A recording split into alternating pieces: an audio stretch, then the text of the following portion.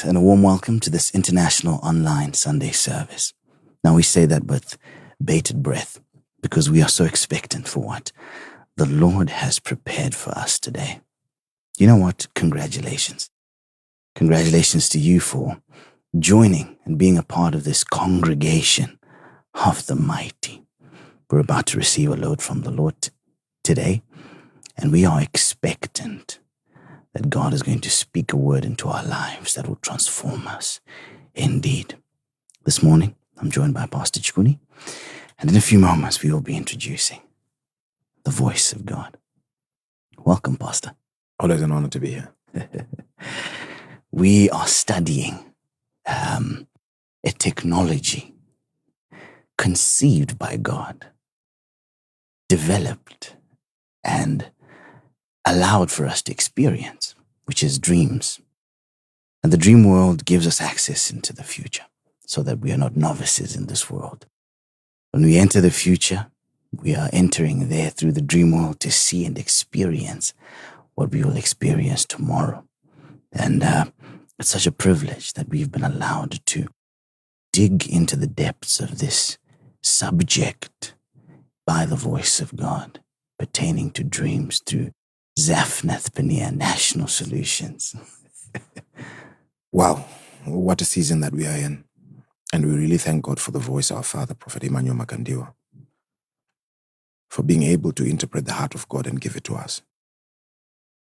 You know, like you just said, I remember the voice saying, it was God's desire that we enter into tomorrow equipped for it, with an understanding of what we are going to be coming across. And, you know, there are things that you then begin to understand that God always wanted us to have a peek into tomorrow. And we thank God in our season, in our times, that we have a teaching priest, a father, who, like I said, understands that dimension enough to be able to give us information that gives us the understanding that we are getting and we now have. And as far as dreams are concerned, you know, there are dimensions that is getting into, that is teaching us about, that nobody can ever talk about or teach without an experience in those dimensions. Because what we're getting here is not just the logos. Yes. But it is the experience of the dimension. And we really thank God for such a season. And like you're saying, Pastor Chikuni, you know, through, I don't know if we should call it popular demand, and also through the prophetic instruction that we were given to go over that teaching. Yes. Over and over again. And many people were saying, we need to listen to this teaching again. And so this week was a week where we said, let's zoom in and focus on allowing the viewers and the congregation that's gathered here today to have an opportunity to go over the first part of Zaphnathpaneah National Solutions over again, and just to dig deep and gain more understanding of the teaching. And it's one of the reasons why we did not have the midweek service this week, and we apologize for that. But it was time created so that we may be able to delve even deeper in understanding this pertinent area of dreams. You know, Pastor Koramba, I was discussing with somebody a couple of days ago, and I was highlighting that in as much as it may seem normal in the eyes of man or in the understanding of man, that our Father gives us so much information over such a period of time. Without repeating, without watching again some of these sermons, you will not be able to get even 15% of it. Why? Because there's so much truth, there's so much depth, and there's the heart of God in those messages. And it takes one to continuously listen, meditate upon the word, listen, meditate upon the word. And hopefully you can grasp even 50% of it. But I believe that right now, if we are not careful, we are in a season where our Father is giving us information for the archives. where we need to be able to go that extra mile, retrieve that information, and start listening and learning. And we thank God for this week. Some may say we would have wanted more, but I believe that He's giving us more than we can assimilate. That's right. And it's a fact. So we believe that you are prepared. We take these first few moments to prepare us and to allow all of us to settle down and be prepared to receive from the voice. And we believe that we're all settled in our homes or wherever we may be and ready to receive from the prophet this wonderful morning. So allow us to introduce him now. Greetings, Father. Thank you. Thank you so much for blessing us with your presence this morning. Father, before we continue, I'd like to say congratulations on your anniversary. Father, your union is so perfect and it inspires us to reach for better in our personal marriages and to continue to attain excellence and to follow your teachings and your lifestyle of loving our mother. So we thank you so much for leading the way so excellently, and a big congratulations on the anniversary. Wow. Allow me to just add this. My father, I think, let me use this word, one of the easiest the observations that I've made that pushes me to keep on loving, following, and making sure that every time you open your mouth, I'm there. My father, leading by example, aligned to the word of God. A lot of people may talk, they would want to teach, but you do it practically. We learn not only from your word, but from your life. Wow. And my father, I've observed you over the years, how you handle yourself, how you handle your marriage, and we are learning every day. It's not every day as in just saying every day. It's every single moment that we observe you and Mom, and we learn. We learn. Father, congratulations, and we would want to thank you for being who you are. Congratulations, my father. Guys, I'm in love. It's written all over your face. Yeah, of course. Well, what can I do? What can I do? She got me. She got me. I'm so grateful to God because sometimes, when you look back, you wonder, because back then I don't remember having adequate information as to how to choose a life partner. So you can see the grace of God. And apart from that, I really want to appreciate my beautiful wife.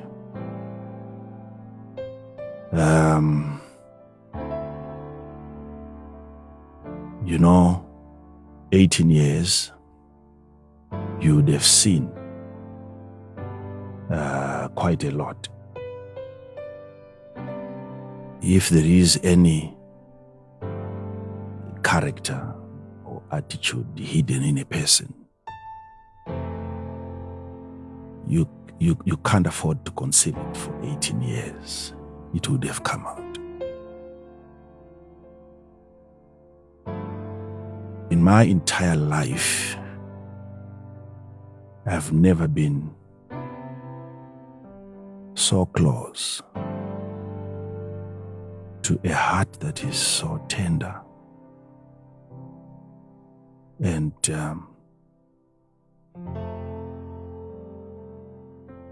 I've never been so close to a person of understanding like that.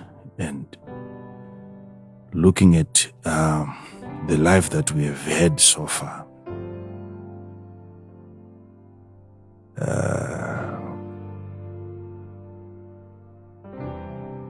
I can say she's a personification of peace. Wow. The tranquility that prevails over our relationship. She's a maker of it. She's responsible. She has a way of creating peace that is so amazing to me.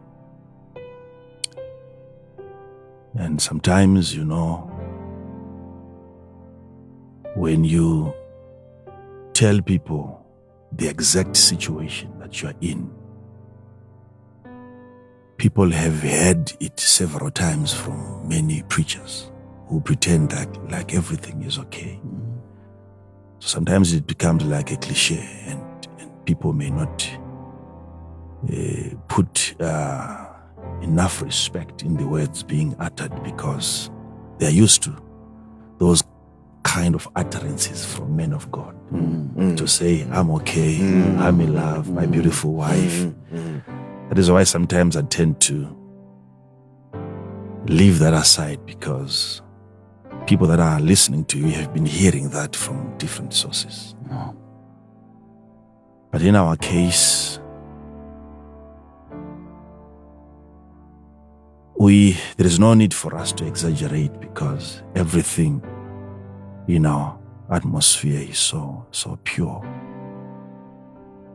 And the presence of God maintained in our union. I was just telling her yesterday that when we get to heaven, you just make sure that you sit on the other side of the crown, of the throne, rather, and you make sure you keep the distance. Because if you're not careful, I might marry you again. And I said, I hope the security in heaven is so tight. Otherwise, I'll come to your dormitories. And she assured me that, heaven, when they talk about security, I think they are serious. I said, okay. Then I might volunteer to become your bodyguard so that you'll be safe. Wow. Oh, I love that woman so much.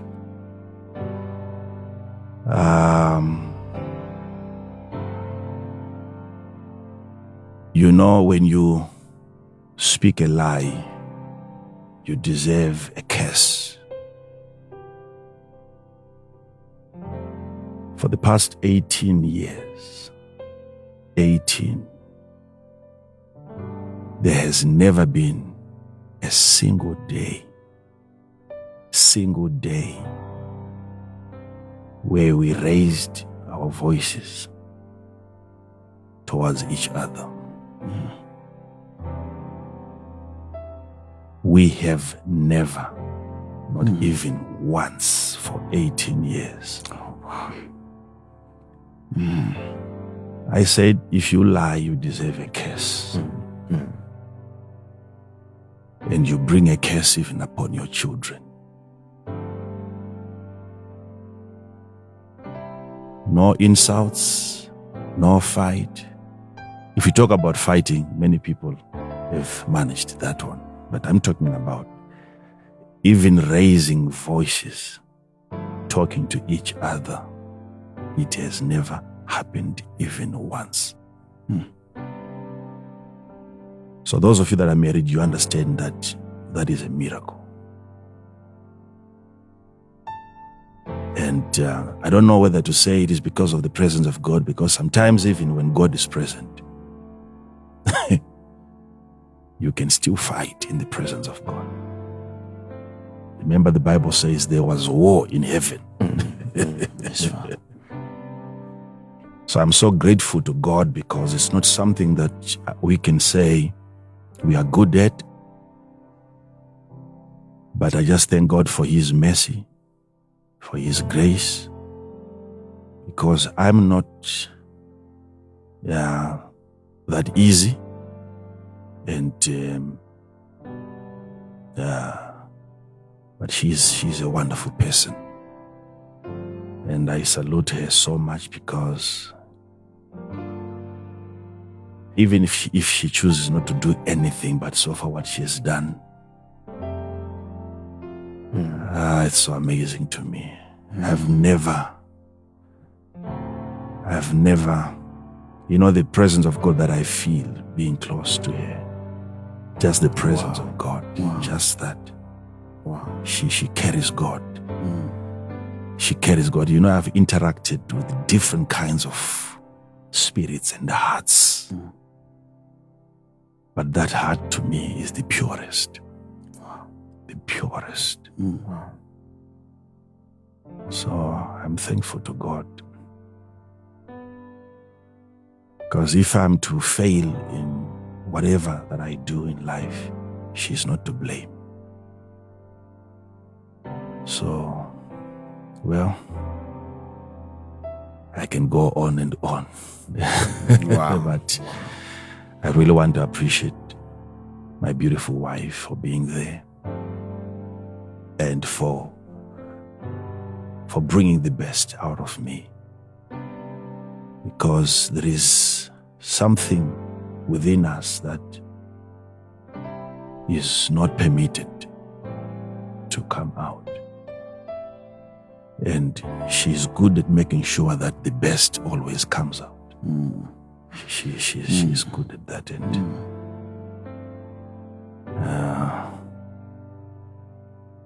I have so many things to say, but of course it's not for you. I know she's listening to me. Yeah. To me, she's a miracle. She's a miracle. She's my Esnat. Wow. Wow. I don't have too many friends for some reasons. But she's there for me every single moment.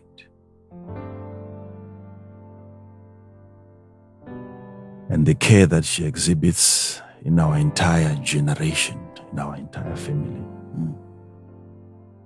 She looks after everyone that I know. Wow.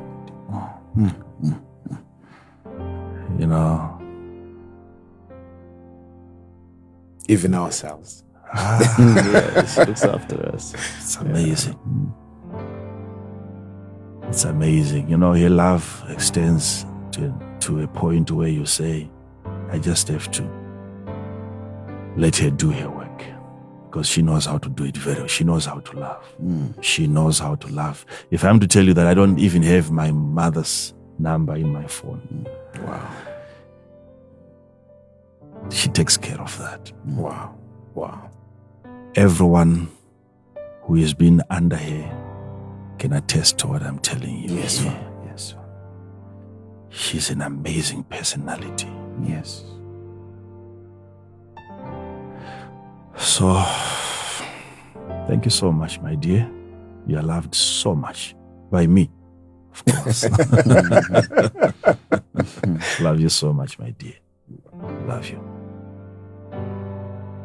Anyway, guys, I can sense jealousy in this room. So let's move on. Wow. Let's get into the word. Wow. Thank you, Father. Thank you so much for that.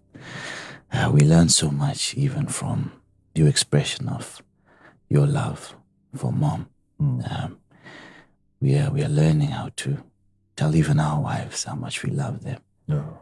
Mustn't be just a two-word message, but we must go all out and expose our hearts and really describe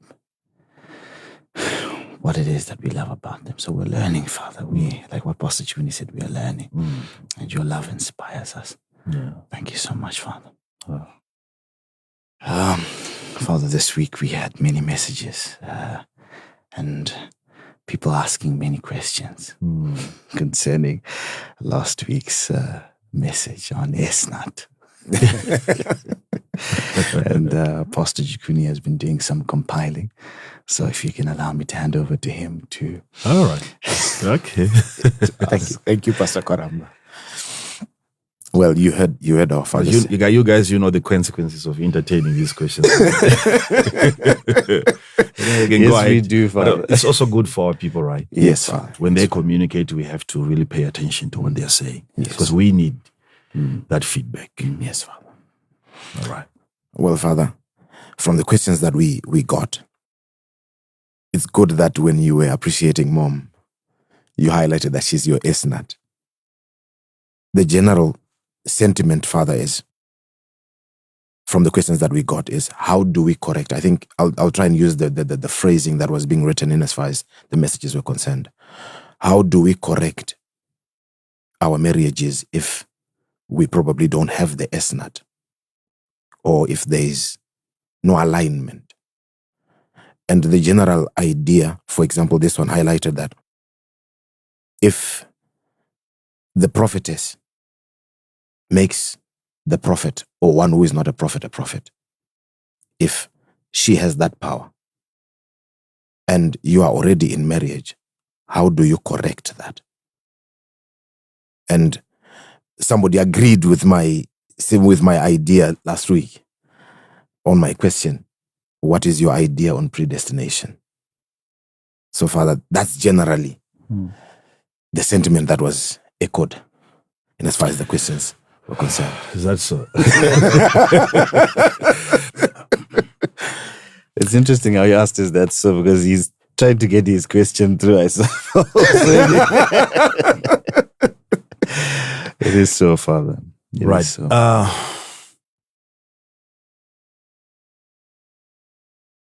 Of course, having to correct the situation, it's a very huge task, which calls for quite a lot of attentiveness to detail. It is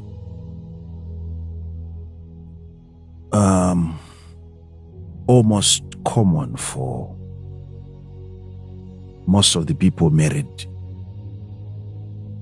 to think or to feel like they are married to the wrong person. Wow. It's a common feeling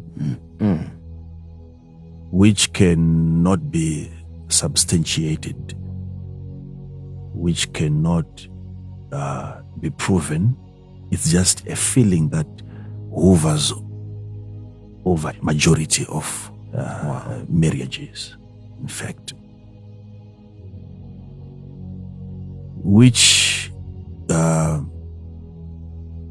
is a feeling that needs to be justified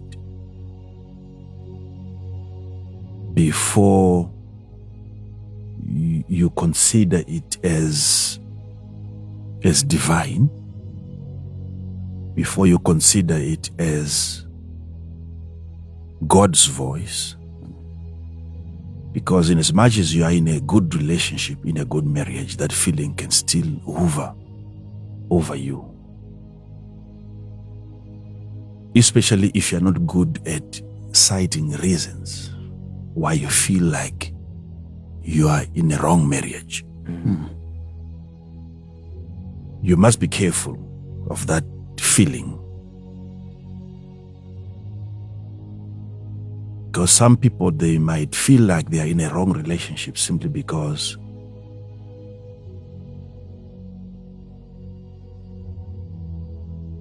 they are in a relationship that they don't deserve because the other person is even nicer. Wow. Okay? Wow. It's just that some of them, they might not have the interpretation.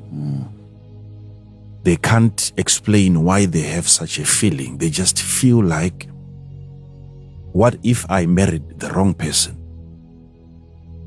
Yes, the wrong person can be the wrong person in the sense that the person that you married is too good for you. We must be able to look at that angle as well. if your wife is a good person, too good that you don't even deserve to have her in your life according to your mechanics, you can be in trouble, of course. And you might really be considering getting a divorce or even marrying another person. But at that time, when you're feeling that she's not the right person, you may not be able to pick why. What makes her the wrong person? Because being too good can also make her a wrong person. You have to understand. There are wives that are so good for certain husbands. Oh. Okay. Yes, Father. Because what she might find herself being accused of are things that only a good wife can do. Asking your husband, so what time are you coming back? That can cause a problem in certain homes. My sweet, you've been sitting for too long on the computer. And the children have been playing around, and we need more time with you. Only a good wife can say that. Yes, Father. Yes, Father. And that can create problems in certain homes. Yes. The wives that are finding it so difficult getting along with their husbands, they must be able also to look at how your husband was formed, because like I've been teaching, that we are products of circumstances and different environments. Yes, Father. Yes, Father. Trying to love a man who has never been subjected to pure love, it will come back to you as a shock. Because how that man has been brought up, there was not even 1% love in the environment that produced the man that you finally got married to. A man who doesn't know what love is can be irritated by love, because that environment is unfamiliar to him. Too much care can create chaos. Yes, Father. Yes, Father. Some because they are products of violence. Where he's coming from, it was fight after fight.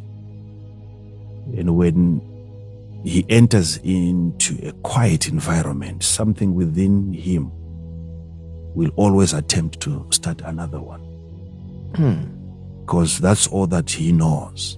He has become part and parcel of that conflict. So he will find a way of coming up with a war.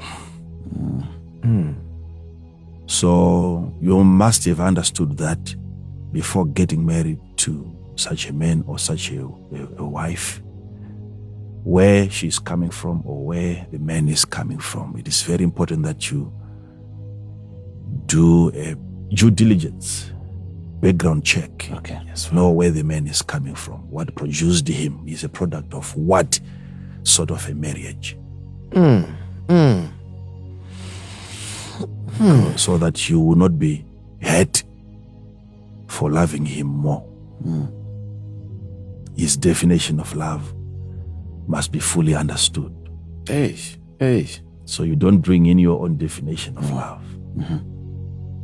It's dangerous loving a man who doesn't know what love is.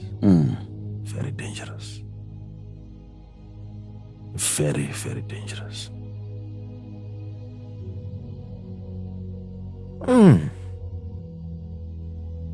To start with, I think, like you're saying, how is what do you do when you realize that maybe you have the wrong person in your life? There's a lot that you can do. But let's look at this. You know,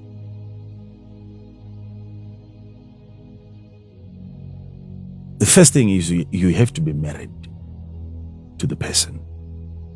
You have to be married to the person. That is very important. Wait, Father. Where this is starting from seems odd. To discover that you're married to the wrong person, you have to marry the person first. I don't know if it's right to think about it in the reverse, to say, is it possible rather, to find the right person before you marry them to know that they are the right person? It's possible, but very difficult. Okay. Very difficult. The problem is that normally what you do with those discoveries before you get married is what matters. You might be able to discover that she is not the right person. But during that moment, because of your definition of love, you might overlook most of those red flags because you're overwhelmed. Don't underestimate a young man when he is in love. Nothing stands in his way, even his parents. He can kill. True. So during that moment, any sign that this is a wrong relationship, you will turn a blind eye on it. You will not take it seriously. You think you are a superhero and you think you can change her, you think you can change him. So it's possible that you can see that this is a no-go area. But the prevailing atmosphere, you are overwhelmed by love.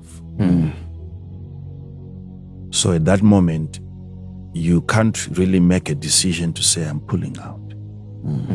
And most of the people who are able to make that decision, it is because they would have slept with the other part. So they appear to be very strong, to be very bold in moving on, and yet it is because it wasn't love in the first place. It was lust. Okay. So we have to start from that point where I'm just answering that one. Being married to a wrong person, the first question is, are you really married? Right. To the wrong person. Right. Okay? Oh yes. I would really want to Something else. There are some basics that we can look at,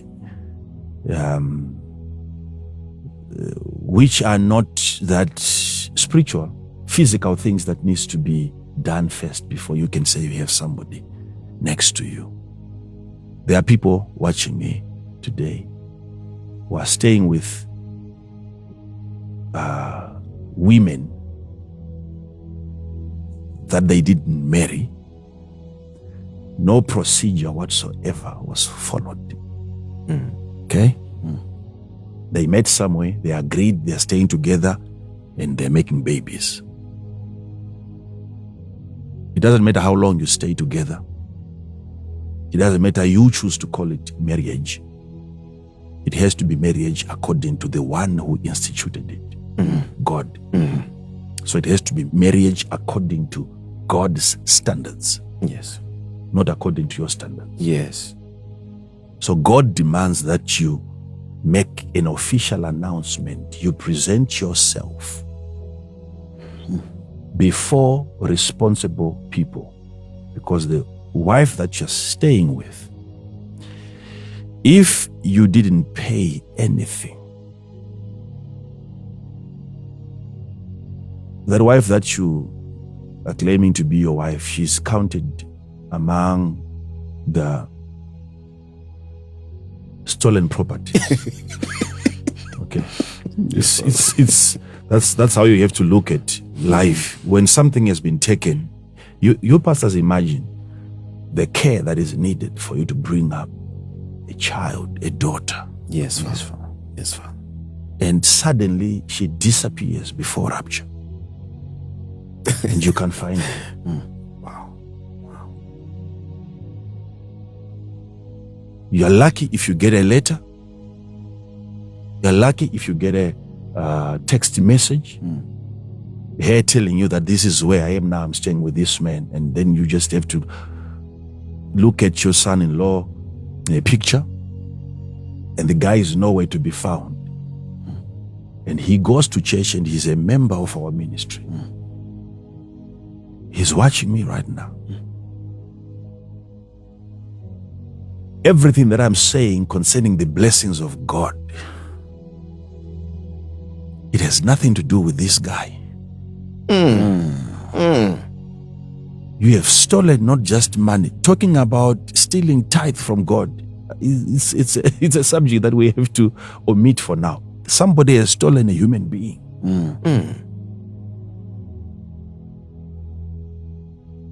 You are in a home, in the same bed, with a person that you're calling your wife, and nothing was done to officialize that union. What makes matters worse is that you are even dreaming from there. We are talking about dreams here. Imagine the kind of a dream. Yes, Father. The blessing that God pronounced over married people cannot rest upon you if you are not thoroughly married. You have to be thoroughly married. Wow.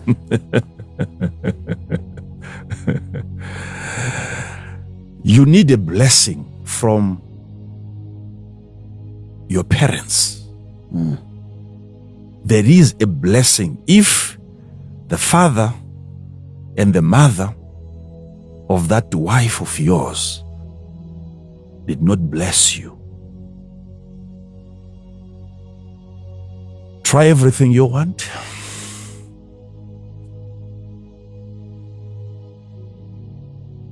Pour all different kinds of anointing oils that you can come across. You need the blessing. The parental blessing is needed. Yes, Father. You don't know where some of these conflicts are coming from.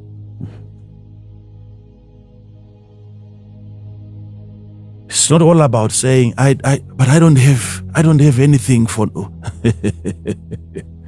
You should have waited. I don't believe you when you're telling me that. Because if something is to happen today, even if your son is to die or your daughter is to die, you still get enough money to buy a coffin. Yes? Very true. Yes? Yes, Father. To conduct a funeral, the person right now who is not married to the wife, because he's saying, I don't have money, he is able to conduct. Yeah. You know, funeral, you don't prepare for it. No, Father. So for how many years now have you been preparing just for you to show up with a handkerchief, a cape for your father-in-law, to say the sun is scorching so much these days, and then I just want you to put on this. And you say, I have nothing. You're not serious. So the blessing that God has bestowed upon the married is not on you. This is why everything that you try to touch, both of you, cannot flourish, because there is a missing ingredient. You are not authorized. You have no right being in that bed, both of you. You must understand these things can haunt so many people. Yes, Father. Yes, Father. And they try to rebuke it and use scriptures against it, but I'm telling you, a parent carries a blessing that you cannot live without. You need their utterance Yes, over that union. Yes. The curse is activated by the fact that you have stolen not a cow, It's not their money that you have stolen. The most important thing, they've just been robbed. And then you don't feel guilty. So the issue is, are you married? Before we talk about being married to the right person, because that in itself can cause you to have problems. And you think you've married the wrong person, and yet you are the wrong person that married the right person. You didn't follow the procedure. We have so many forces against that union because you didn't do what is expected of you. So most people, they don't look at that. They start from their immediate position and say, what is wrong with this person? But the issue is, what is wrong with you? Even if she was the right person, she cannot function well under such an environment. Because she's supposed to be married first, and then she commits to her husband. But in this case, she has no husband. She's not married. And you're not married. And your children are hearing this for the first time, that their parents are not married. You need the blessing of your in-laws. They carry a blessing whether they are not born again. Forget about that. Whether this one is a wizard, the other one is a witch, you need their blessing. They carry a blessing. They carry a blessing. You need that even before you get a blessing from your pastor, from a man of God. You need that. It will be easier for us blessing a man and a woman that has been blessed by their parents. Wow. Then ministry becomes easy. Is she the right person? Wow. Are you the right man?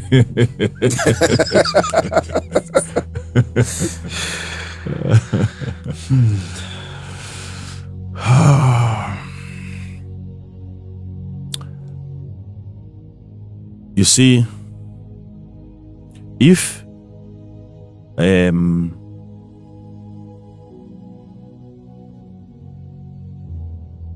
man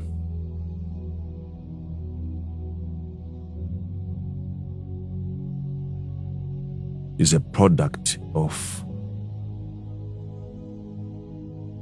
a violent home, a violent union.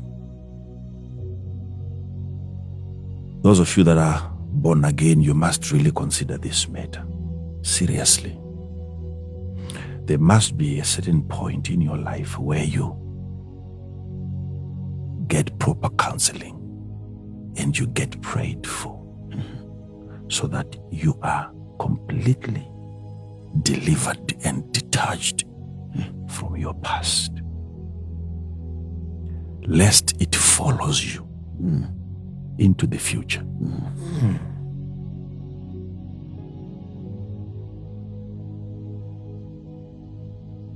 If you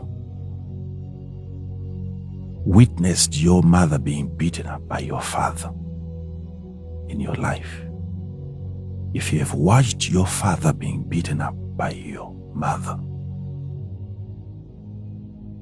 that incident has left an indelible mark in your existence.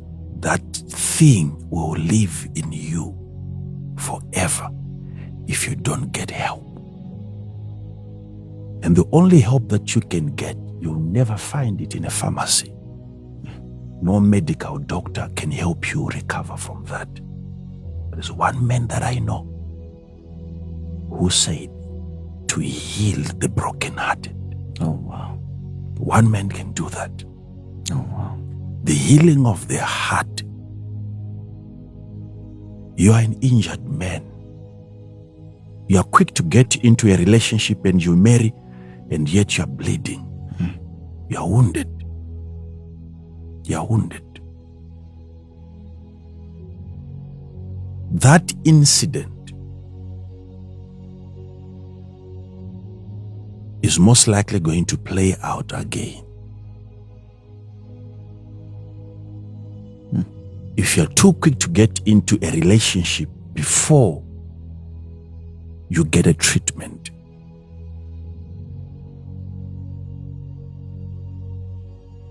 because parents, most of them, they don't realize that they're being watched.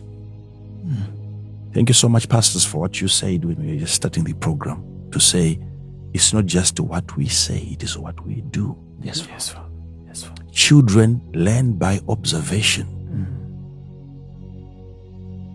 So most parents, because they don't have the right template, they never witnessed the best example of marriage. So they fight even in the presence of their children, not realizing that children are observing. They're taking notes, and they think this is the way to resolve conflicts. For their sake, had you known that somebody, that little girl, was looking at you, when you raise your voices against each other, they go quiet. They know something is wrong. And what is happening right there, we are already starting a topic, is the emotional discharge. That incident will trigger their emotion. What is wrong with mom and dad? They can't figure out. That's a moment of terror. And immediately an emotion is triggered into that atmosphere. You have created a war zone. So this daughter is going to grow. This young boy is going to grow into becoming a man. But now he's a product of that conflict that he witnessed at a very tender age. You have created a terrorist.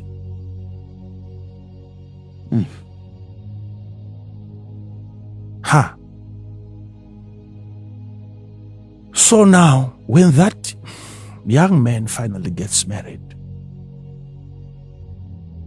the problem is that he's still connected to that young boy.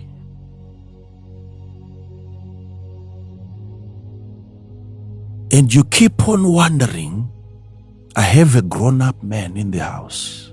As a wife, you're doing everything that you can do for a man that you assume is grown up. And yet you still see manifestations of that young boy. Don't go by the size of the suit, the size of the trousers, the size of the shoe. You can still be married to that young boy if there is still that attachment.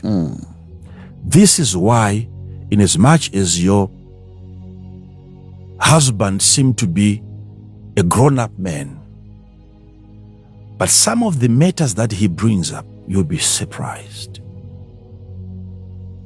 You'll be surprised. What hurts him? Some of you know that you can't even crack jokes. It will become an issue. Simple matters. He's so weak, so fragile. Why? Because you still have a little boy in an old man. He is still attached to that environment. And you'll have a problem. Now imagine that you have now two husbands in one person, and both are craving for your attention. The little boy and the elderly man. What you do? You don't know which one is speaking now. which one am I talking to today? Yesterday, the conversation was so mature, you were happy, and then the following day, the story just changes. You're wondering, what's wrong with this man? An attachment to that incident. Because you are dealing with an emotion that is attached to that young boy. The foundation is not the right foundation. It is cracked, it is destroyed, and what can the righteous do?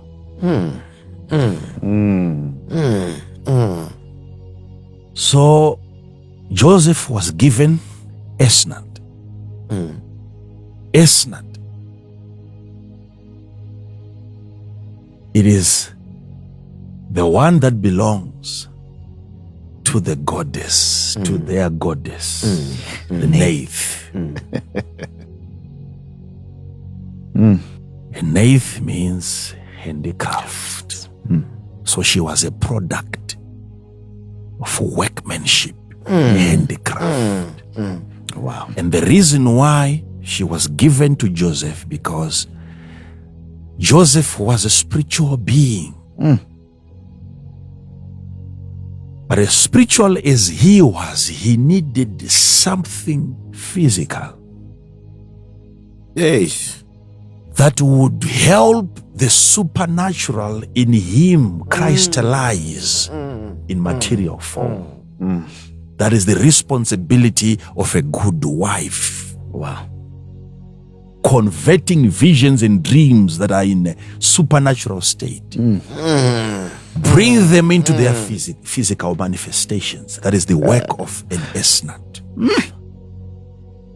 You need an Esnat. So you are reading questions like, so what do I do? In case, let's say, if that's the case, that maybe you are a prophet and you married a wife of another man. And she's not a prophetess, and you're a prophet. How do you correct that? Now, look at this. I would say, I don't want to be giving solutions sitting on a universal platform like this one, because people have a tendency of getting a solution that is meant for one person. Wow. And all of them, they will try to apply it. Okay, all right. Which is not right. Because I believe in personalizing solutions. Wow. Wow. Okay? Yes, Father. So this is what makes this place so dangerous now. If I say this is what you can do, everyone is going to try that, and it might not work for some of the people. Yes, Father. Yes, Father. Because it's not just what you are doing, it is who is doing it. If I'm to try it myself, it may work for me. But if a wrong person picks the same solution that I'm applying in my own marriage, it might not work in their own, because it is the who behind the what. Wow. Yes, Father. Are you following this? Yes, Father. So let me just give us an example. Let's say you're a pastor, and then maybe you realize that your wife is not the right person. You must look at, she is not the right person to who? Which part of you? Right. Is it to all of you? Notice this. Because apart from you being a pastor, you are a husband. Yes. So, is she failing as a pastor's wife? Or she's failing as a wife to a husband? No. I know some of you might not get this. Listen to this. You are a pastor. Apart from you being a pastor, you are also a husband because you have a wife.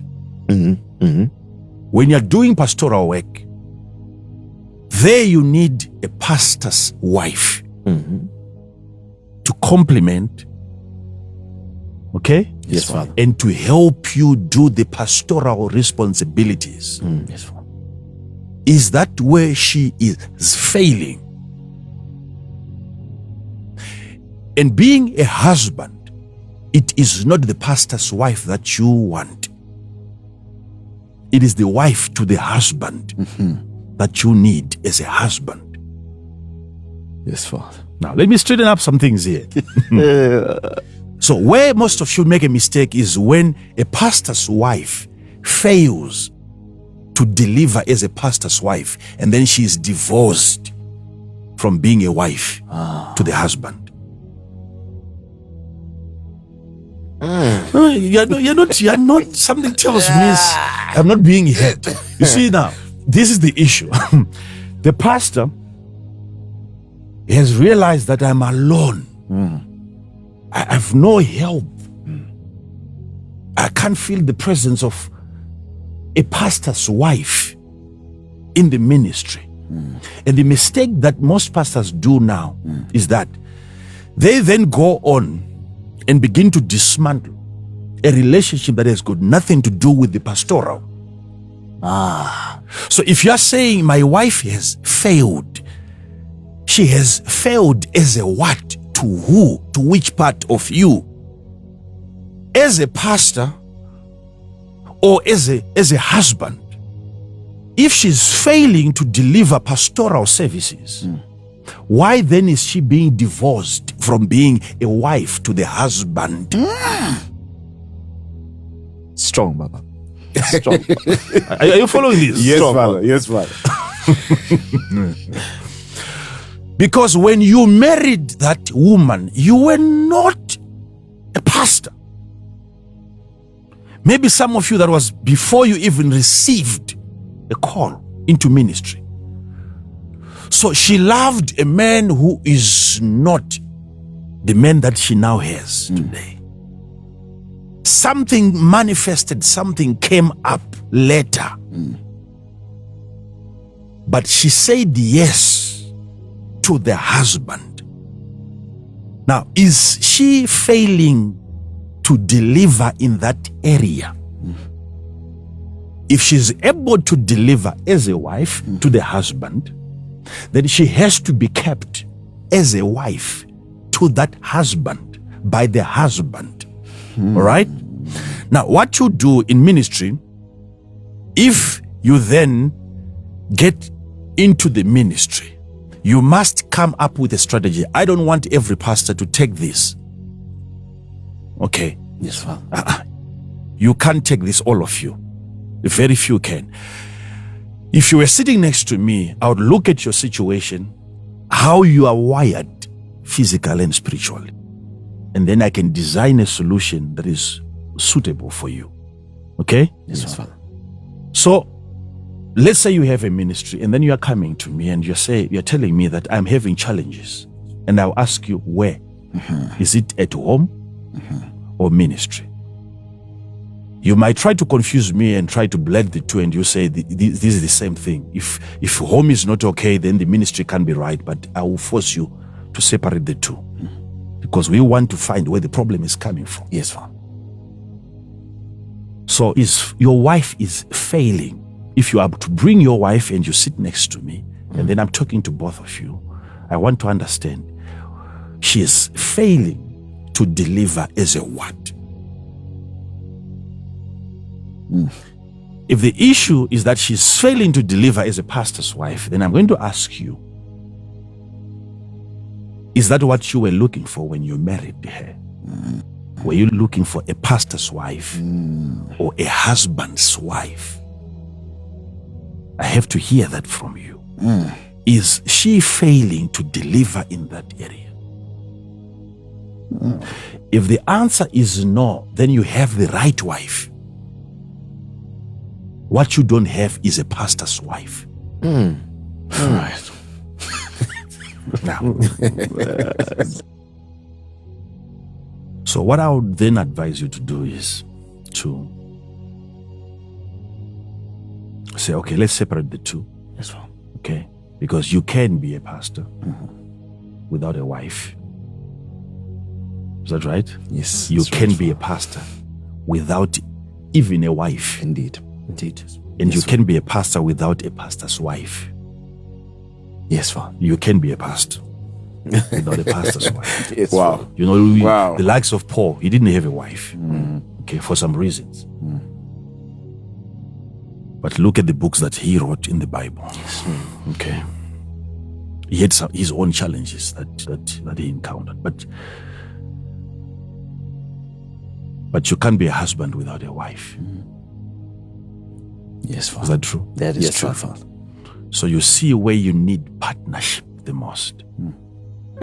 Wow. Okay. Wow.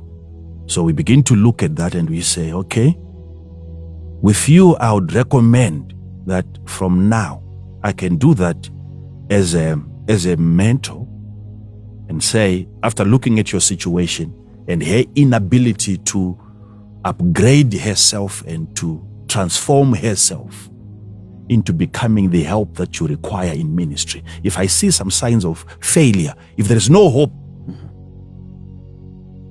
that she is not going to improve, then we have to come up with a strategy that serves the body of Christ. Okay? Yes, Father. I'll then have to recommend that you stop bothering her when it comes to ministry. How? Pastor, you have to substitute your wife with a structure, a system that represents responsibilities that she has failed to offer. How do you do that?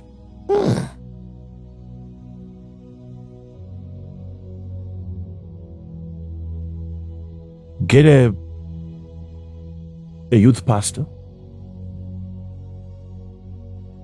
a young man, so that he's running the ministry and the younger generation has an individual that they can look up to. And you as a pastor, you can communicate to those young boys through the youth pastor. Now, and then you need a lady in the ministry as well. And the pastor, the youth pastor, might not be married. If the youth pastor is married to a pastor's wife, you see now? Yes, Father. Then you as an overall man of God, you have two pastors under you, the youth pastor and his wife, right? Who knows how to work together, something that you have failed to do as the head. So even if you're not available, young boys can contact their youth pastor and communicate whatever is happening, and they want information. Now, ladies also, they require service as well. They need a motherly figure. And in case your wife is not present to offer that service, then there must be somebody in that ministry that they can look up to. Otherwise, we can't allow them to be destroyed by the devil simply because someone doesn't want to perform. We can't destroy God's work simply because of a lazy woman that just wants to maybe sit down and do nothing. No. So she's not going to be divorced because she did not fail being a wife at home. But there must be a system so that the body of Christ gets nourished. They still can have a person that they can confide in. And you as an overall man of God can still disseminate information, teachings and information, and you give it to those pastors under you, and they will give it to the rest of the people. If it is about counseling, you have to then come up with a system that helps you counsel individuals. Okay? Yes, Father. Because it is easy for you to know that your wife is not forthcoming, she's not good at this. Because some of them, the only thing that they know is that you must not counsel people in my absence. That's the only principle that they have, especially if she's a wrong person. you must never cancel people in my absence. It's not good for you. Some of them, they don't realize it is even bad for the men of God to cancel people in their presence, depending with the spirit that they carry. Father, explain that, please. Please. I've said this before, I have to say it again. Yes, Father. Yes, Father. You know, I said pastors, they've proven to be the weakest people on the face of the earth. Yes, Father. Because all the doctors that we know, they operate in the absence of their wives. Yes, Father. All the gynecologists that you know, Yes, you don't need your wife to be present to help a woman deliver. The woman is at home cooking, trusting that my husband will not cheat. Yes. But it's unlike men of God. Why are we the weakest and yet we are the ones to preach? Yes.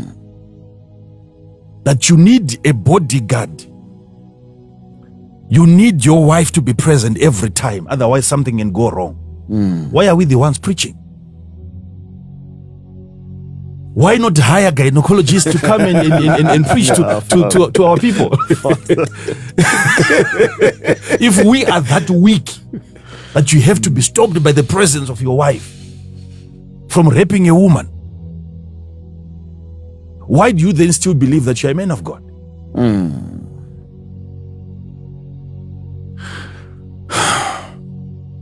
So if she is present, she mustn't be present only so that you don't rape a woman.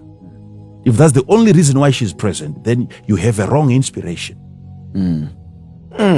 Because if people are coming for counseling, they must get a portion from me, their pastor, and a portion from their mother. Right? Yes, Father. So if you're sitting with your wife and then you are counseling people, and then after you're done and you say, okay, you can hear it from your mom. And then your wife says to them, you heard what pastor said, and that's it. And you've been talking for 2 hours, and she comes in 5 seconds, she's done.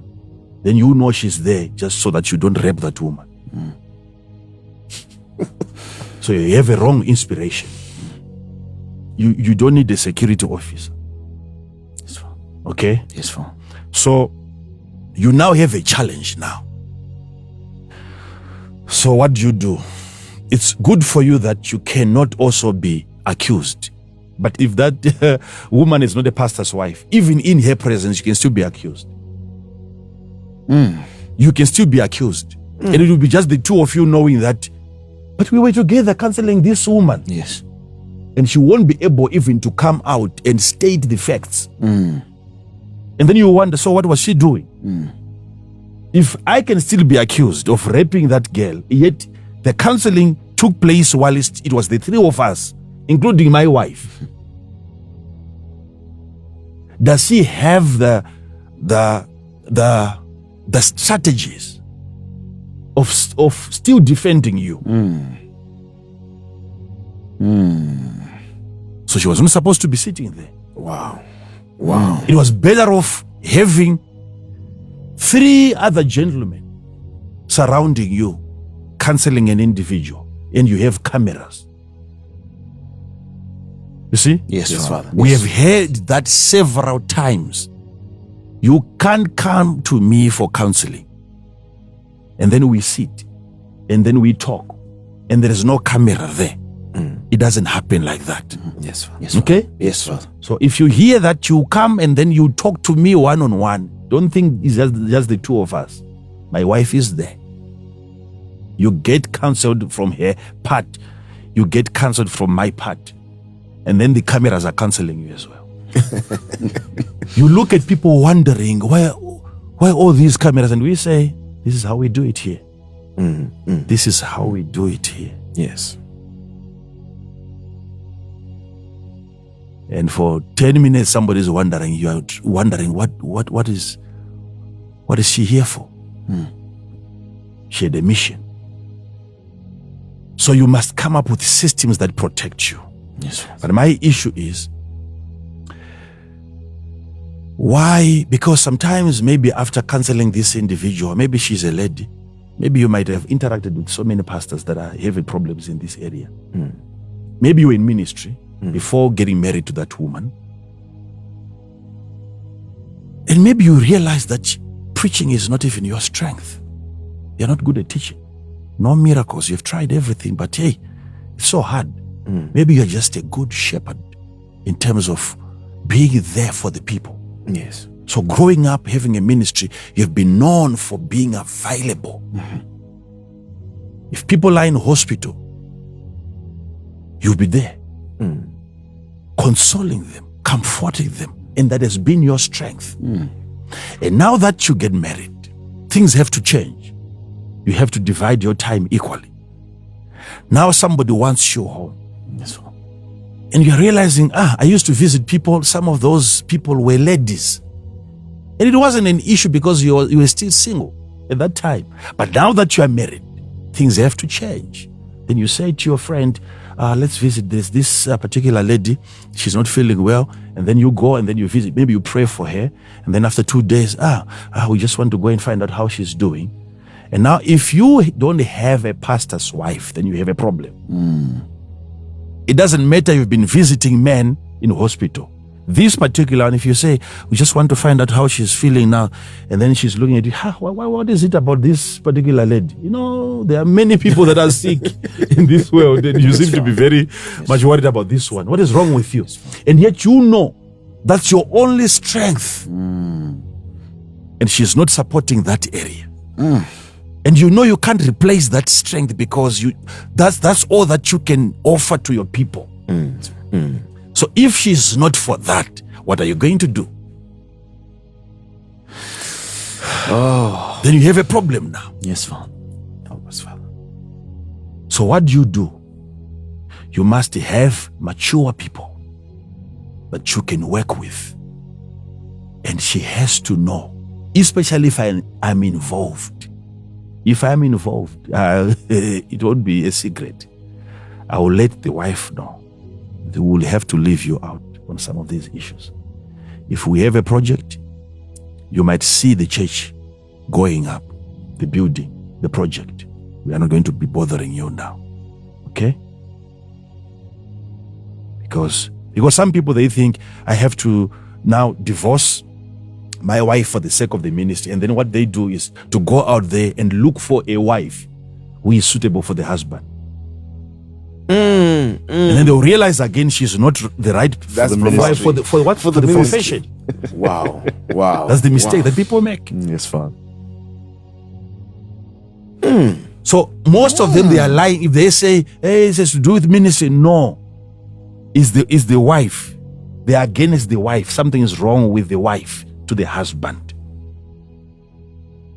But you have now to understand, because you might get somebody who is very suitable, good at looking after you, but not good at looking after the ministry.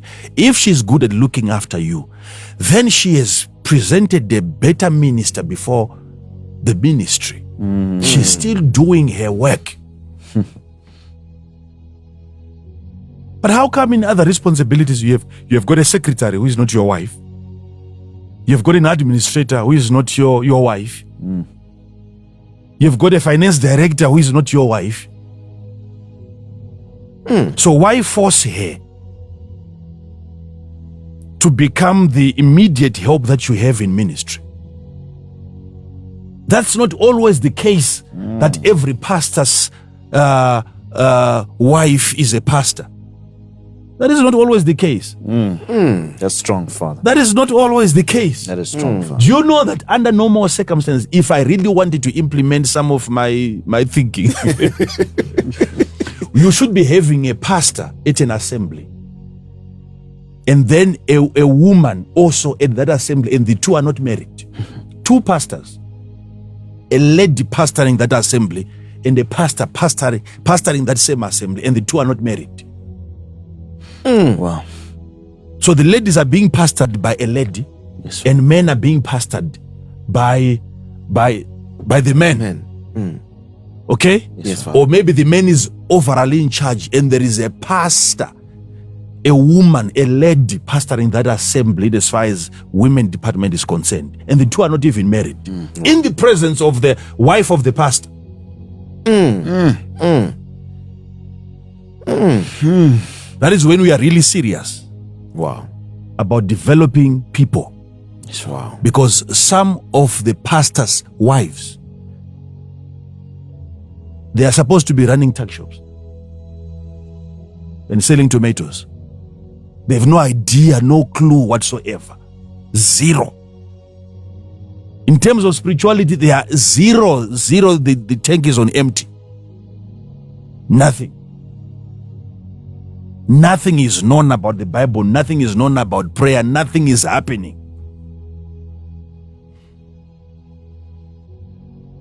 You see? Yes, sir. So the issue of divorce is out.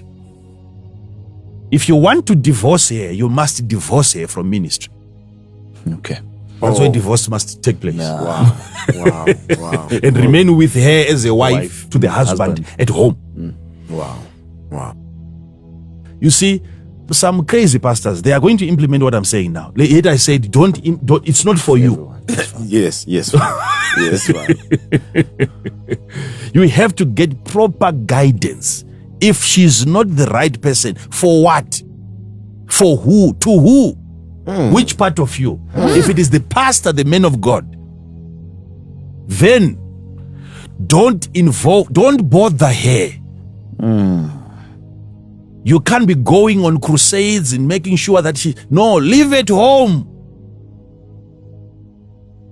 God's work is greater. Gentlemen, Yes, sir. God's work. There are things that, how can I explain this? Explain. How can I explain this? Explain it, Father. It will not be right for a man to have his destiny destroyed, undermined, short-circuited, and even truncated by an individual. Simply because she doesn't want to change and to improve. That is not right. Yes, sir. Yes, sir. That is not right. But most men of God that I know, are cheaters by nature. Sorry, Father. Because you can be in ministry and you strongly believe that you're supposed to be in ministry, and yet maybe your wife, she's the one who got a revelation that you're not a man of God. Okay. And then she opposes you every time. She resists ministry. And you're wondering, why is she not supporting me? And yet, if you were a man of God, she was going to support you. That's deep. That's deep. Oof.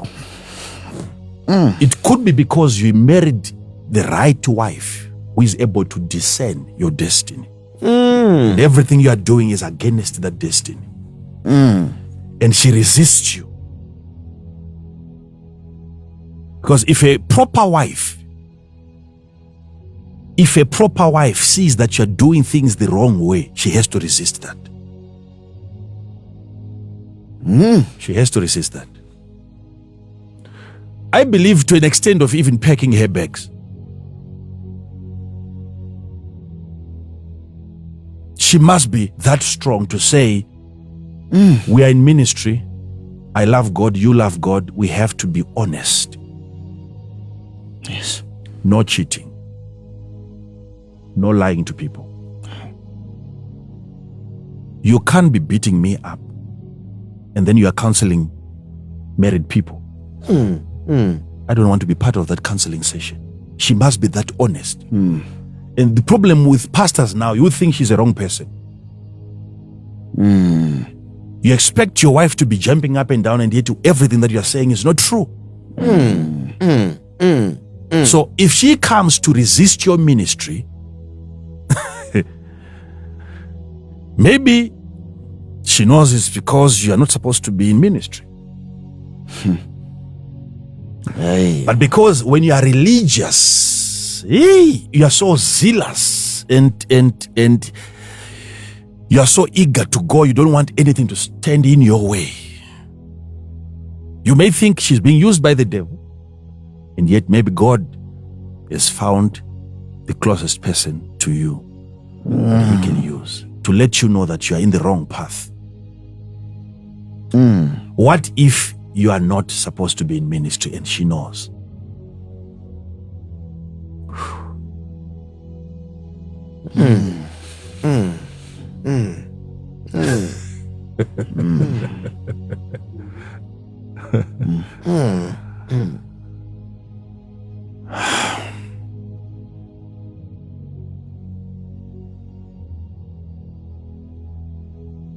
This is something that we need to be very, very careful about, because some of you pastors, you make a very serious mistake. You know, it's very easy that you can come home and look at how my wife treats me. And then obviously you expect the same treatment from your wives. But you don't look at the person that she's treating. Yes, sir. It's very easy for pastors actually and men to want their wives to look like their mom. Yes, sir. Why are you not behaving like mom? Mom doesn't do. Mom. You heard from the prophet. The prophet said, mom. But you know, maybe the day that you become like the prophet, then your wife would become like mom. Does she have the right man to give that kind of a treatment?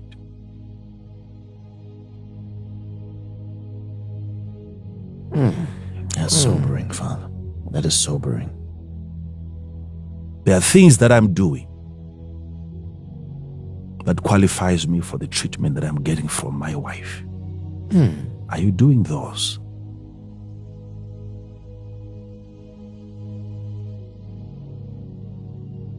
Look at potentials in relationships. You must look at potential. Potential. There are abilities that are present at the time you meet the person, and there is potential within the person. There is potential of becoming better. Are you improving? Are you improving? Are you improving? Yes, Father. Yes, Father. You can't be cheating on your wife and then you expect changes. That aura that you bring back home from a cheating spree will follow you. She might not have all the information, but it's something that can be sensed. If you are not faithful to her, God himself will make sure that you not get all the love from her because you're getting it elsewhere. In as much as she might try to change, she will fail. Why? Because you belong to too many people.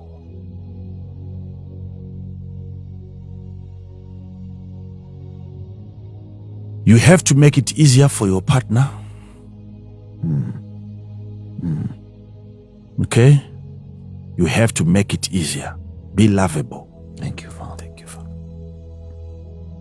Don't complicate her efforts. If you are the right man, and we quoted that scripture last time, that even if the word fails, in the case where the word fails, Yes, sir. that's another dimension now, where you have a man of God who has never been called by God, because the Bible is saying, if the word fails, which means this man has no word. So you can have a man who has never received a call. That's the word. Yes, Father. And your wife becomes your calling. Wow.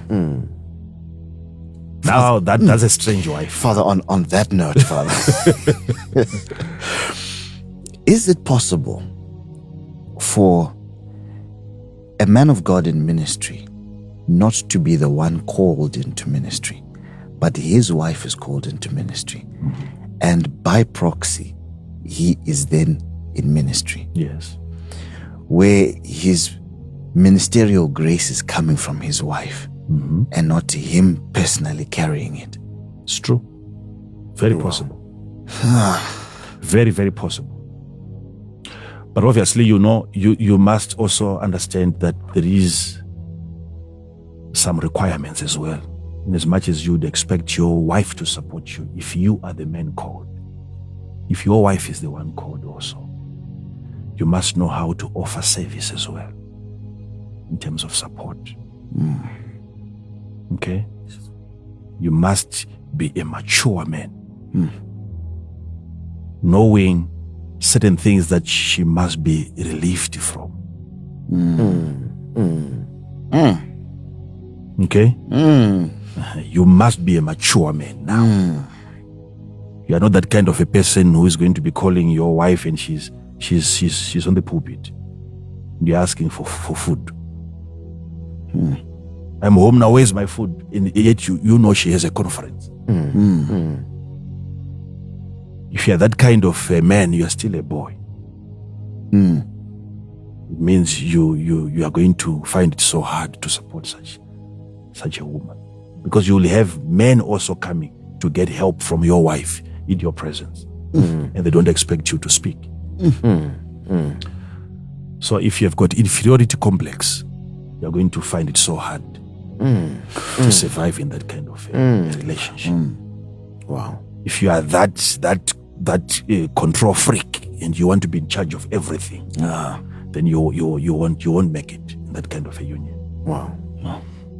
That is why most of the ladies that are into ministry, their marriages have not been sustainable. Most of them. Most of them that you know, go and find out.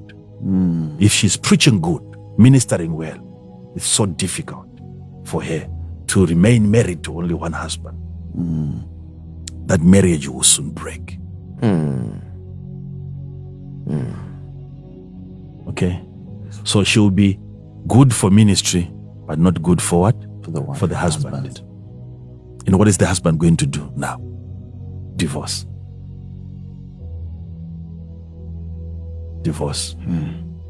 Many ladies have that problem. You rarely can get a lady who can merge the two.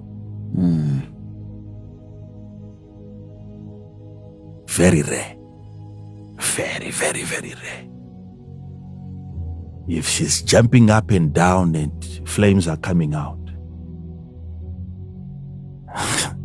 you may think that you have found a good wife. She's a good woman of God, not a good wife. Wow.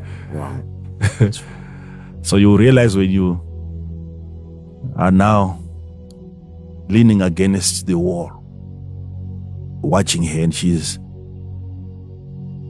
attempting 40 days and 40 nights, prayer and fasting. And when she breaks that fast and she gets into another 21 days of Daniel's fast, or 22 days, she's not looking at you. She doesn't care. She's worried about ministry. Then you have a problem. So it is possible, but I don't think most men can cope with that. Yeah. It's very, very difficult, because when you got married, what you needed was a wife. Yes. To the husband. And then what you get is a woman of God. Yes. Good for church, but bad for you. And what do? You divorce. We have problems.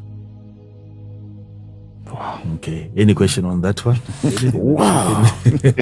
Thank you so much. Because I think we'll try to do this midweek, because what I had for you, I want to touch on the 3 things here. The dreaming.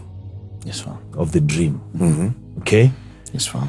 And then the interpretation of the dream. Yes, ma'am. And then the administration of the dream. So we are still under the Zaphnathpaneah, which is the national solutions, you as a nation and your nation as a nation. So I'm first and foremost dealing with you as an individual. So we might have to come back again this week, and we deal with that aspect. I want to show you the mechanics of dreams.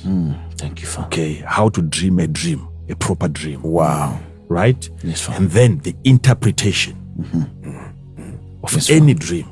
Any dream that you think is complicated. Yes, Father. Wow. Thank you, Father. How you can attain the ability to interpret it. Yes, Father. And the last part, which we need to deal with again this week, the administration part of the dream, how to administer, how to practicalize that dream. Yes, Father. Bring it into fruition. Yes, Father. Bring it into manifestation. So that you move it from its supernatural state Yes, Father. into its physical state. Wow. And the wife came in just as a tangent. I didn't intend to teach on that one, but because of the comments that were coming and people really wanted to know, how do I correct this? Yes, Father. Now at least you know, those of you that are watching us, you know now. Divorce is not the solution.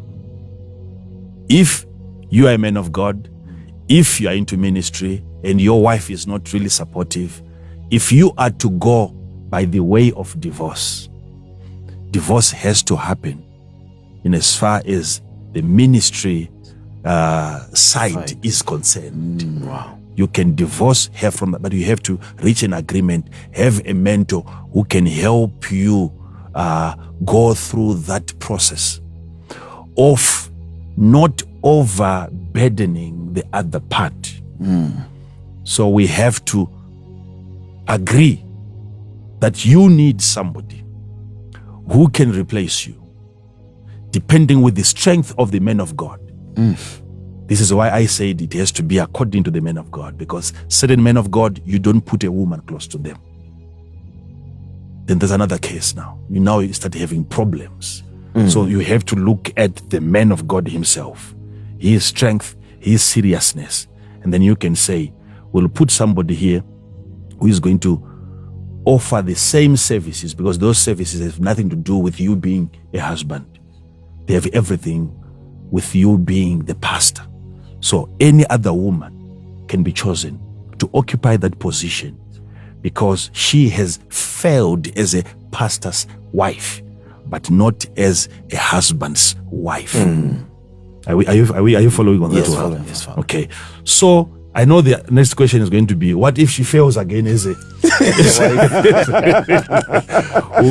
we'll try to answer that one. But I can assure you, you must understand the cost of divorce. Yes, It's a painful experience. It's a painful experience, not because I've had it before. I've dealt with such patients before. They've been to my surgery. I know what I'm talking about. It's a painful experience. There is no proper way of divorcing which leaves both of you safe. That's the most unfortunate thing. There is no proper way of doing it. We have to improvise.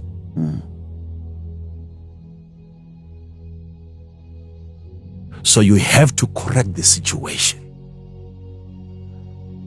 You have to correct the situation. You husband, you wife, you have to seek to improve.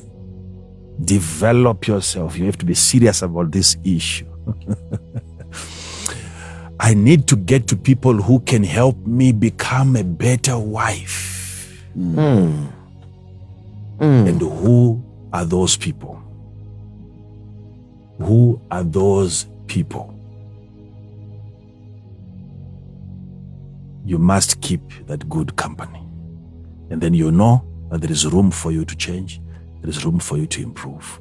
But you must be good at analyzing characters, behaviors. Is the person strong enough? Do you need that person in your life?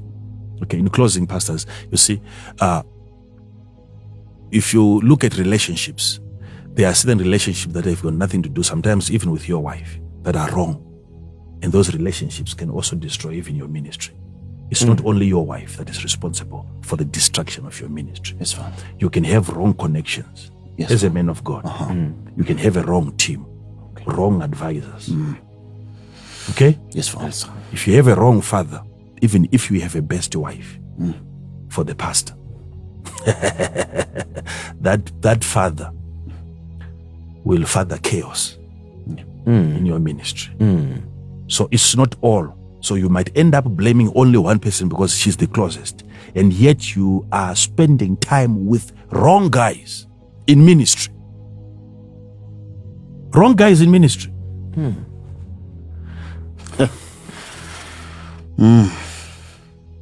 I have to end with that part. But wrong team. Even if you have the best wife, wrong men of God, those ones are more deadly, more dangerous. More dangerous. More dangerous. They are more dangerous. More dangerous. I don't know if I can talk briefly about that. Please, Father. Please do. Your friends, you pastors. Yes, Father. I would love to know if you're on the phone and it's not your wife, who else? I would love to know that. Because I know, I've seen a lot. Guys, I've seen a lot. Especially when you want to push ministry forward. Everyone that comes along, you accommodate. As long as maybe the person is gifted, you accommodate. I've had a good father, biological father, an excellent man.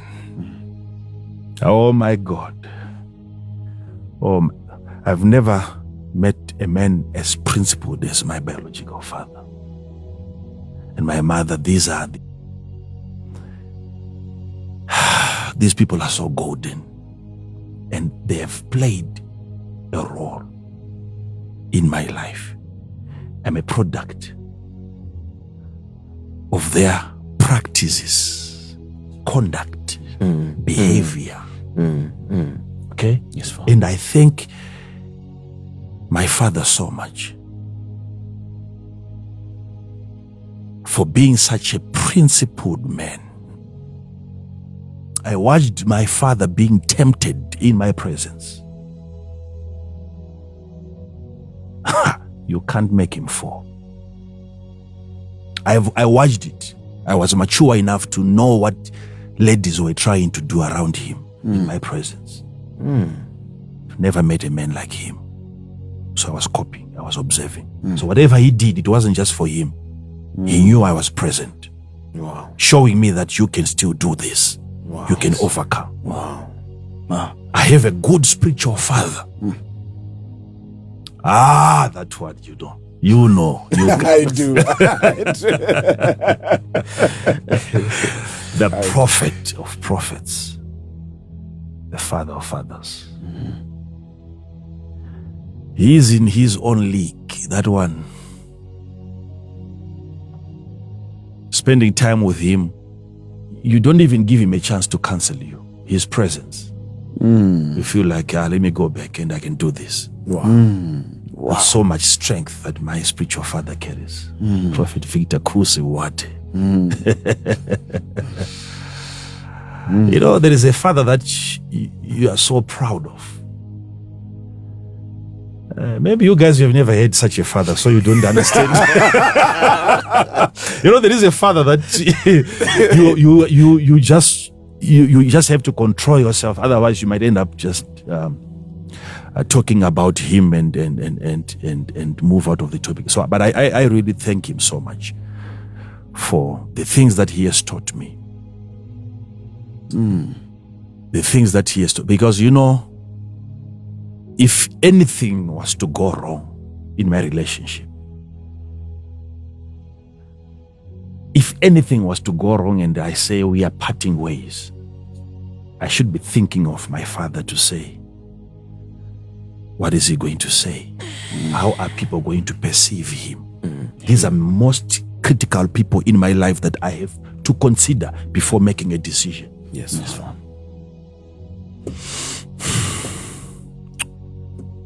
I have people that are very important in my life. I can never, as for me, I value relationships. That is why if I'm in a relationship with you today, it's you guys that you walk away. I value investments in relationships. So once we are together like this, we are together forever. Thank you, Father. Thank you, Father. And I don't have a character of walking away from good people. I don't do that. But if good people want to walk away from me, they walk away from me. Do I cry? Of course, I cry. Because I don't want to lose good people. But it's unfortunate sometimes that you lose good people. But do you have a good company around you? Do you have the right people around you? Did you do enough research finding out? I've told you guys several times that when it comes to visions of the day, where you have a man that you know can either close his eyes or open his eyes and he can see at any given moment. Prophet Hubert Angel. I've told you this several times. So many. Now people talk about hundreds and thousands of prophets. I have a way, my own way of interacting with gifts. Okay? Yes, Father. If I'm not sure of what I'm seeing concerning you, there's one man that I can call now. And I say to him, talk to me about this man. I'm trying to help a gentleman here, but there is something that is not coming out clear. Can you share? And we put the phone on loudspeaker. And then you can ask him any question, as long as it is the prophetic. You know, you don't come across such an eye. This you have to know. I'm very careful when I'm choosing connections. No, you're not following this. Help us, Father. I tried that gift myself. If you come today and you tell me that he cannot prophesy,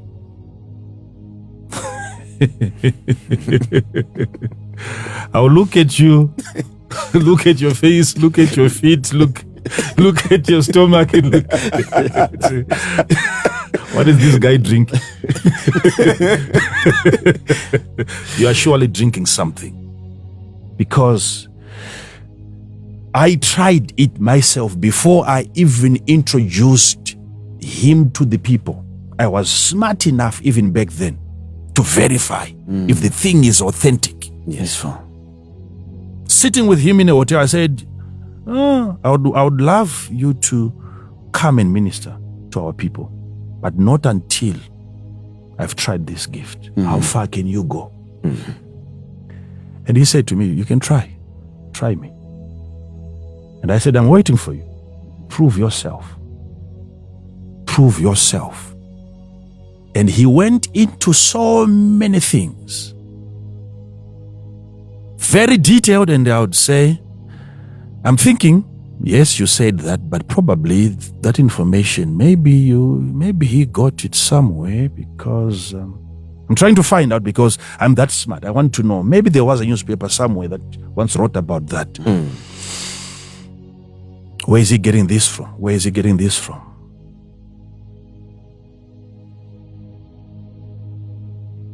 Until he got to, because I kept on saying, continue. And then he was saying, is that right? And I would say, I don't want to respond now. You just continue. Keep on talking. I want to know. Because there is something, of course, about me that is public. That doesn't mean that the prophet will not pick that. Some people make that mistake. Okay. Because you can have an issue that has gone public, and then you have a man of God telling you of that issue, not because he saw it somewhere. It's still God talking to him about that. Yes, Father. So I kept on putting pressure. I said, you're somewhere there.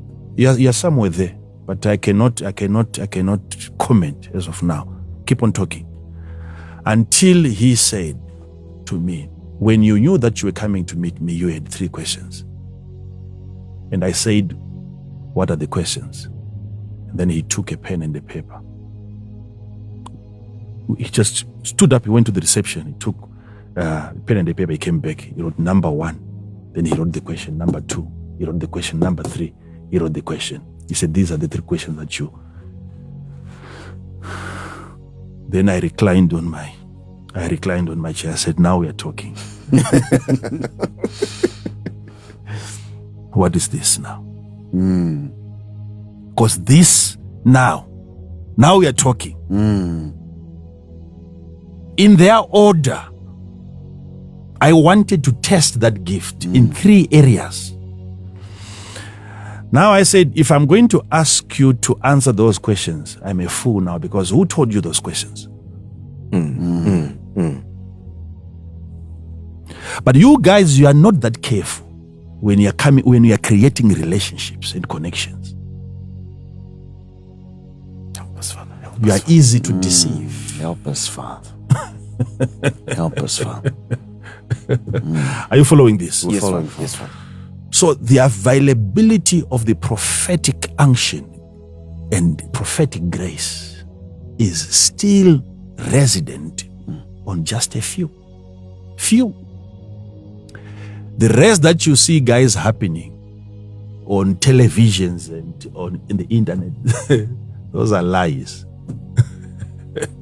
Those are lies. Wow, sad. The grace of God is authentic, but I'm saying, are you powerful enough to verify? Are you smart enough to test and see before establishing a connection, a relationship? Are you following this? Yes. But I watch some of you, you seem to have too many friends. Your phone is ringing from morning until evening. I'm wondering, who are these people calling? If I'm on the phone, I'm talking to my wife. If I'm on the phone, I'm talking to my father, my spiritual father. If I'm on the phone, the third call, it's Prophet Hubert Angel. How many people? Were you counting? Yes. Were you counting? We're counting. You're counting. Even you guys, you know me talking to you. you have to come here. Very true, Father. You see, Yes, Father. you need to have that cluster.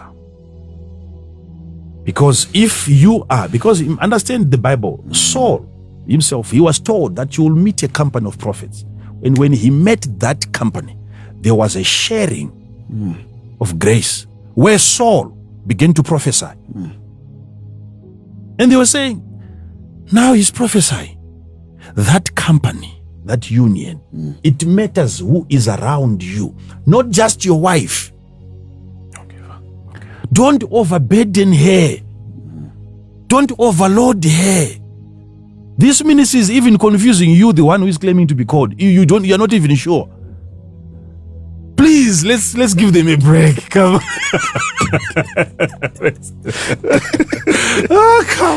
Come on. Father, You want your wife to discern when you're in the spirit, when the power is flowing. You want her to know exactly what you want. Maybe when you need a cup of water, you want her to prophesy all those. Please. You don't even know what you want sometimes. So let's take it easy with our beautiful girls at home. Let's love them. Thank you, Father. Let's love them. These are the best things that God has ever given to us. Apart from Jesus, of course, we can't compare him to them. But let's love our wives. Thank you. Treat them like she's a queen. Yes, Father. She is a queen. She is a queen. Thank you, Father. Thank you, Father. When I'm in the house and she's coming on the passage, a queen is coming. She must be revered. She must be respected. That's it. That honor, I'm telling you, even if you think she wasn't the right person, treat her like a queen. You'll be shocked. You'll be shocked. There is something that you just trigger in that atmosphere that will empower her.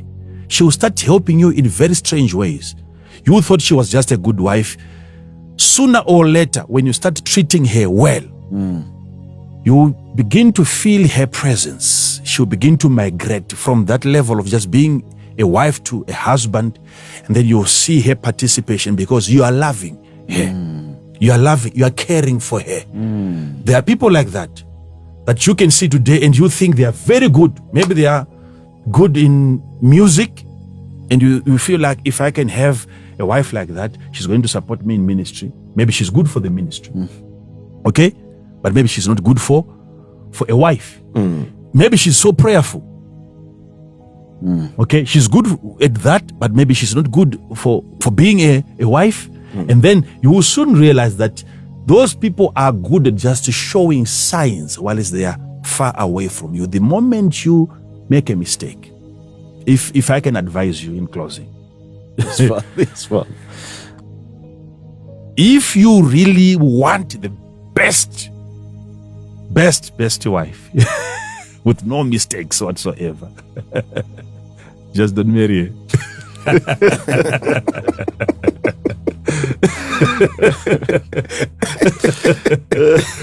Whatever you see while she is there, it's a different story. Different story. I have people who cherish me when I'm there, when I'm walking, when I'm ministering. They can't even blink. They love me so much. They love me so much. And they loved me, some of them. I know some that would pray and fast. Okay? I know another, they were like, I'm sure 3 girls or so, who had committed themselves to only pray for me. They were not even praying for anything else. They would not pray for their education or what. They were fasting. They said we are going to be fasting for years, just so that things are well with our prophet. Ladies.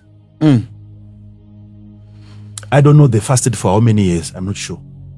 But they fasting every single day, not for anything, not for money, not for a job, for the prophet. Wow. Those 3 girls are no longer part of our ministry today.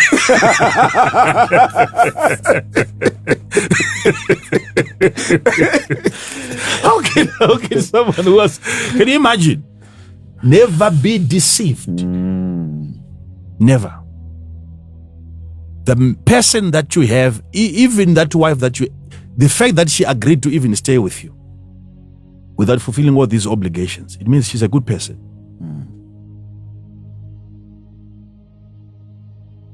Take care of her. Thank you, Father. Do the best you can. Love her. Don't cheat. Don't lie. Don't be a deceiver. Let her know. Let her see the best coming out of you. And then the best will immediately begin to emanate from her spirit as well. You begin to realize, I didn't know that she was this good. Why? Because you were leaving her out on so many things.